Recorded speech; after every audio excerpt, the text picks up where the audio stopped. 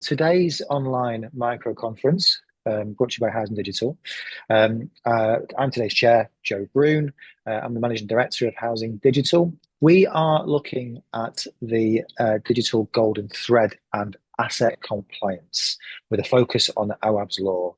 Over the next 2 hours, we're going to explore one of the most urgent challenges facing the housing sector right now.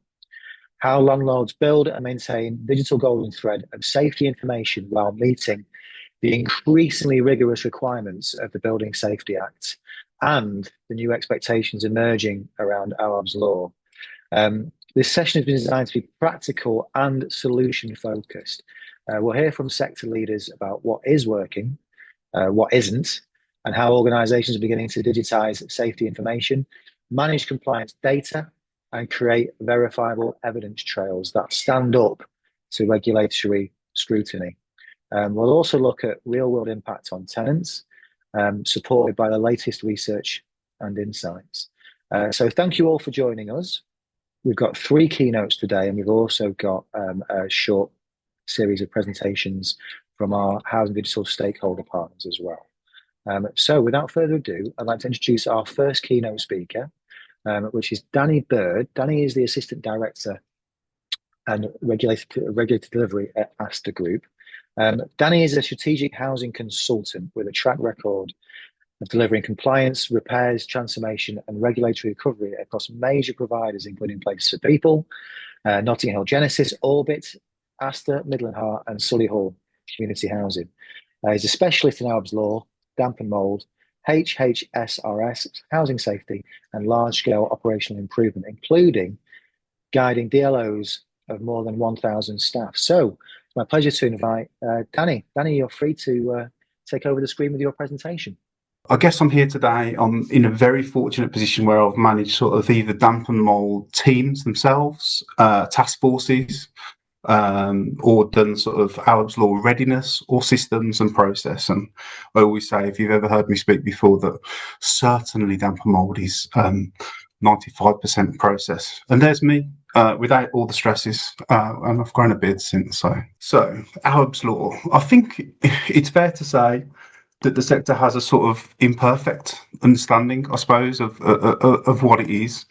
I think the focus, and I do chat to my good friend Neil Yeomans, who's about to speak shortly, and it's taken a lot of focus away really from other legislative changes, and you've seen there's electrical changes coming in, whereas Awaab's law, rightly so, has, I'm not trying to minimise its importance, but I am trying to say that almost when you speak about Awaab's law, people just think it's damp and mould, and it's not quite that alone, and it's gone sort of broader than that, that it's taken the spotlight away from others.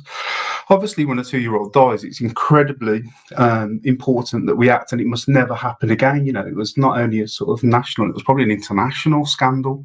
You know, how we sort of not only should manage sort of damp and mould effectively, but more than that, how we really act with care and how we ingrain care into what we do, how we act with empathy, as it would if we had an issue within our own home. But really, we need to understand what Awaab's law is, and effectively, it's how we respond to risk. I mean, HHSRS has been in, what was it, 2004, under the Housing Act, Social Housing Act, and then, if you look, it probably rolled out in about 2005. Have we really leaned into it? Have we really embraced it? Have we really understood it? Have we really managed it as effectively as we could do? No, probably not.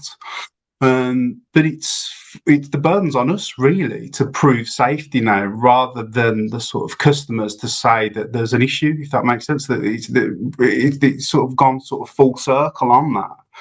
But what you really need when you're dealing with these hazards, and not just speaking about damp and mould in isolation, is that you really need to see the sort of end-to-end of when it comes in, but you really need to connect the dots. I often talk about connecting the dots. I often talk about following the breadcrumbs, and today we're going to talk about a golden thread. From my perspective, a golden thread is more, if someone presents that they have an issue with damp and mould, okay, the causation could be, for argument's sake, a broken boiler, for argument's sake, or it could be a broken window. what happens is we tend to focus on jobs, don't we? We tend to focus on repairs. So those two things you need to make a repair to get the boiler. You need to make a repair to for the window. But at no time really do we ever say, and is it causing extreme cold? Which is another HHSRS hazard, of course, that's going to come in 26, probably about October 26. So we know that's going to be rolled out as part of phase 2. If you want to humour me for a second, if we go back to the window analogy, so you've got damp and mould, it's from a broken window, so it could be causing extreme cold. Under phase 3, that could lead to extreme noise, for argument's sake, by a motorway, by a railway, whatever it is. But we don't manage it in that way. What we do is we manage the repair. So I'm going to talk about the golden thread of connecting the dots in terms of interconnected hazards and how we manage that in a system. And I'm sure my good friend Neil's going to talk about, well, yeah, but even if you hear what I said about the boiler, what boiler is it? What parts does it need? Because you want to get out there and mitigate that risk first time.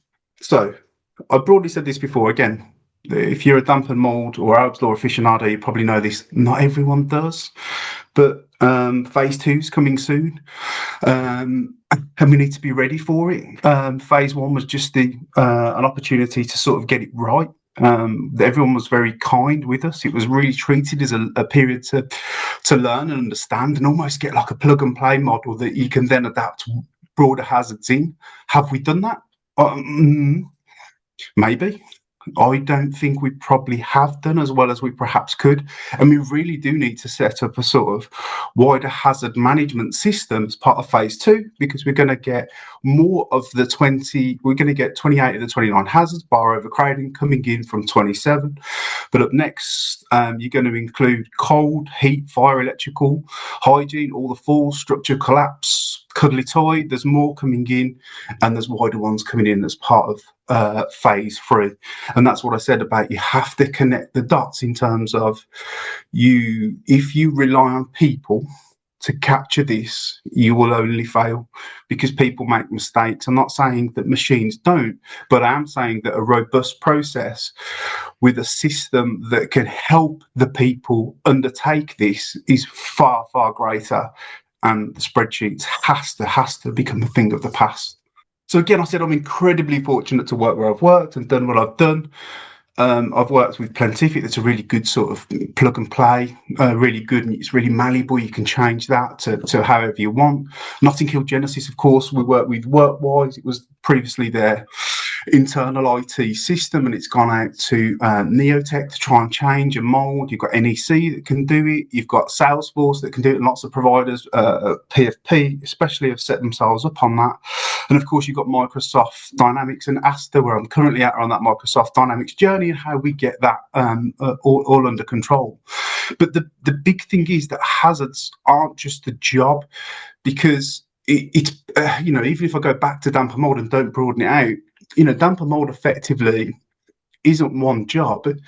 It's effectively a series of planned responsive repairs that go under a broader case, because you have to be able to connect the dots in terms of sort of triage. You have to factor in the vulnerabilities. You have to factor in then the hazard versus the vulnerabilities and where that leads you on the scale, using HHSRS as a sort of broad overview of where you are. But then you could escalate that. You could de-escalate that. You could make safe on that. You could send out the written communications or written summary of works. Within the set time frame, you could do sort of post inspections on that. It could come back while you're doing it. There could be contractors that don't complete the works. Your internal team could have flat tires and not go to the job, and it can't be cancelled. It has to be there. You have to see. You have to have that oversight. You could have, we've got to commence these works within 12 weeks. You could have a new roof might be needed. So all these things have to go, and it has to be managed. And if you've just got people managing jobs, it just doesn't work like that, because you manage individual jobs, and if it doesn't get done, and it's no disrespect to my repair colleagues, it's not the end of the world if a leaky tap leaks and they have to phone back. But for damper mold, you cannot do that. You know, it should be the sort of it really has to be one universal truth and one clear auditable trail that, to be honest, to a degree, although it should never come to that, it may have to be defensible as well. The good stuff. I don't know how old everyone is. I'm in my mid-40s, and I remember Clippy, if you do, from was it Microsoft Word? And Clippy used to say, it looks like you're writing a letter. Would you like me to do X? Would you like me to do Y? And we almost need systems that do that. People call it AI. Yes, of course. But the systems are only as good as what you ask them to do. My point is, when you build a system, you almost need to say, okay, you're raising a case for damper mold. I see you put a window repair on. Is that leading to extreme cold? And start to really connect the dots and interweave it into that. Neil will go broader about sort of assets. But from my perspective, it's about how you fully capture that. So, you know, you really do need to connect the sort of data to actions and really follow that sort of customer property and data journey all the way through it. But it really helps if the system says, you know, you need to send that written summary, you need to do the investigation in that set period of time, and it's coming to the deadline. You know, you need to start the wider works, commence the wider works within 12 weeks. All those kinds of things you need it to build in, because if you're reliant on people and not a system that helps you out, it's not going to be as effective as it perhaps could be. But that sort of golden thread, from my perspective, in systems makes that connection for you. And if you don't believe me, this is a case that happened. It was a maladministration. I won't say where. It's not the same picture, but to my point, the HA didn't connect the dots. It treated it in isolation. It didn't treat cold, damper mold, and the vulnerabilities as a hazard. It just treated them as separate things that weren't connected. And when that happens, it can put people at risk, and that's not fair. We're here to prevent harm to people, and we're here to act with empathy and care, of course, when we do that. But the first thing we have to get right is the process and the systems that really help enable that process to be as effective as it possibly could be. So I think that's it for me, Joe. I think the next one's any questions. I'm here now or later to take any if anyone's got any. Thank you, Danny. That was a very interesting whistle-stop tour, really, of what you're working on currently. I see plenty of hands going up, which is really nice to see. So I will pass it over to the audience for questions. I see Mark Cantrell. Hi, I'm Mark Cantrell, editor of Housing Digital. I mean, you were talking there about, you know, how humans are fallible, but also, you know, machines can be fallible, and the importance of processes and procedures. So just listening to your talk there, you know, how the system can give people a nudge to make sure they're connecting the dots and getting things right. But it struck me, you know, what is the danger of becoming over reliant on the machines carrying us in that way? And how would you safeguard against that? Yeah, we've definitely seen from the Ombudsman, and we've definitely seen from the regulator that they want the humans to make the decisions. You know, we've seen that in, because, you know, we don't just want to blindly, in that sense. You know, I said, you know, damper mold especially is process, 95% process. But in the same sense, for me, the Awaab's legacy is, if it doesn't feel right, bypass process. Now, for someone that's incredibly blue, incredibly process driven, that's the sort of nuance in it all. So AI, whatever it is, it's going to help us to a large part. But really, you know, the review, it has to be human, and it has to be empathetic, which is incredibly hard to put into people. It's incredibly hard to train into systems. But you're right, we can't just let it do it for us, because, you know, for whichever belief you choose to take, my belief is, for the last 10,000 years, we've been made with a series of, you know, neurons, feelings, receptors to say, when you walk in a room, this isn't right. And for me, that's Awaab's legacy, in the way that we sort of act that way. Great, thanks for that. Thanks for the question, Mark. I did see a few other hands go up. They have since gone down. We have got a question on the chat from Sally Skipworth Cook. One of the biggest part of Alba's law is to triage each case, and part of this is to take into consideration the tenant customer.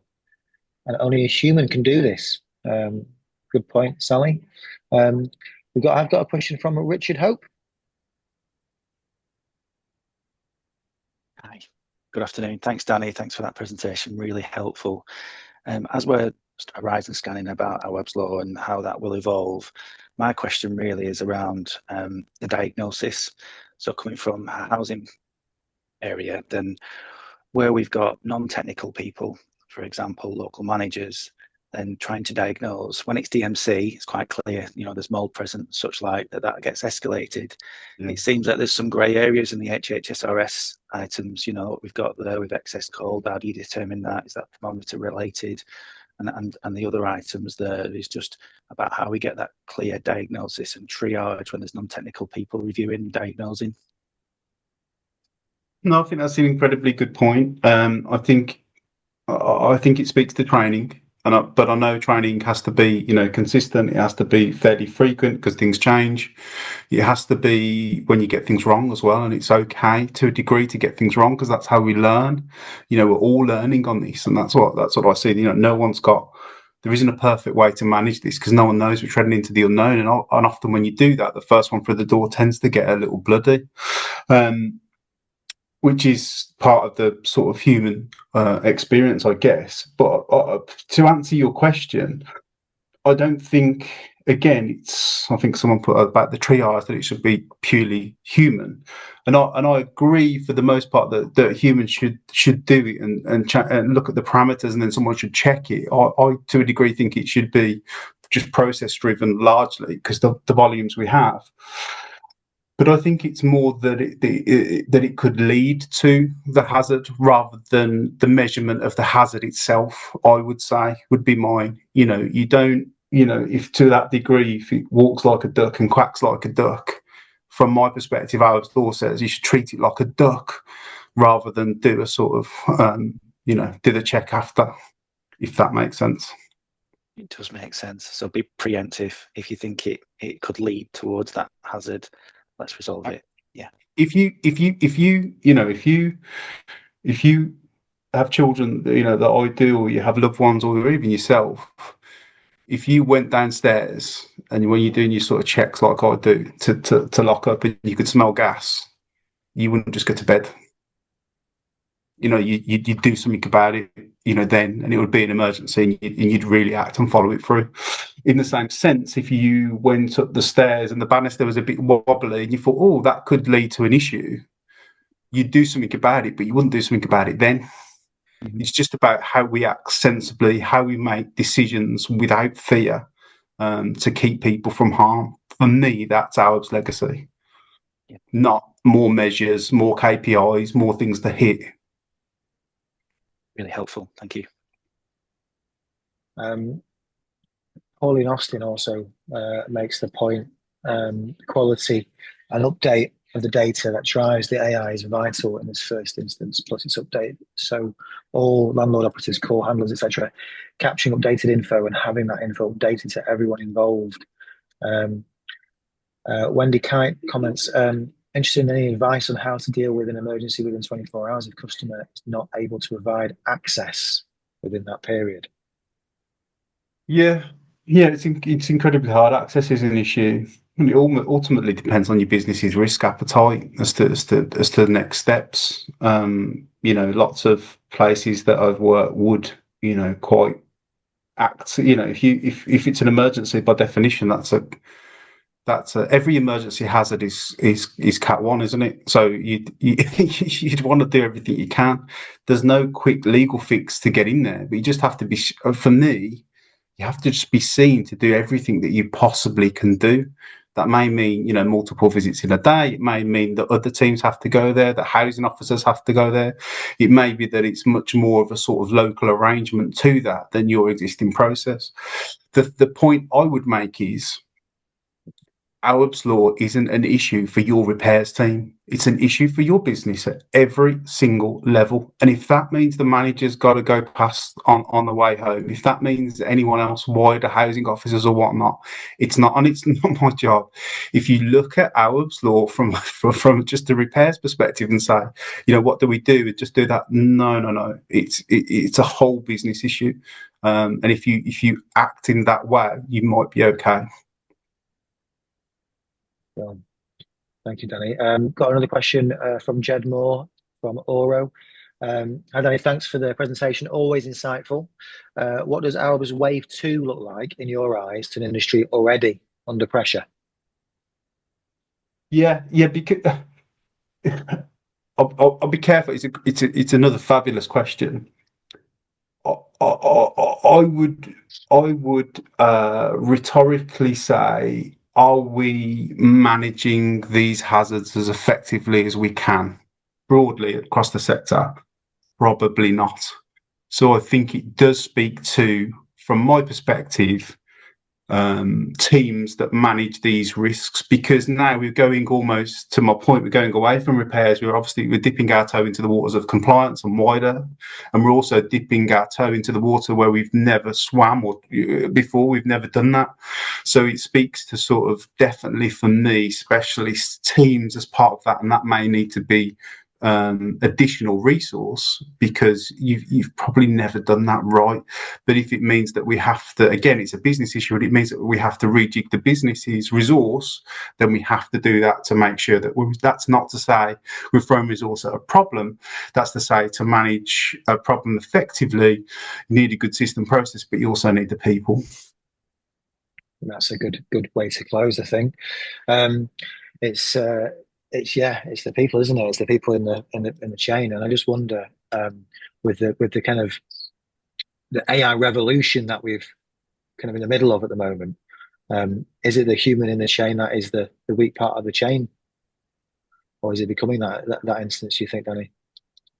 Yeah. Look, maybe a mix. I use Clippy then because I thought I had a really good point about that. But my point was that even Clippy was trying to help, and we need things like to do that, but it gets it wrong. And AI fundamentally goes off what we've asked it to do to a degree. I know it keeps learning, but it's not us. It's not that human. So yes, broadly, we need to make sure that the vast amount of process is done and the cases have progressed without our intervention. But on those real clear decision points, we need to get that time back to look at each case and to review and to make sure that we've acted in the right way.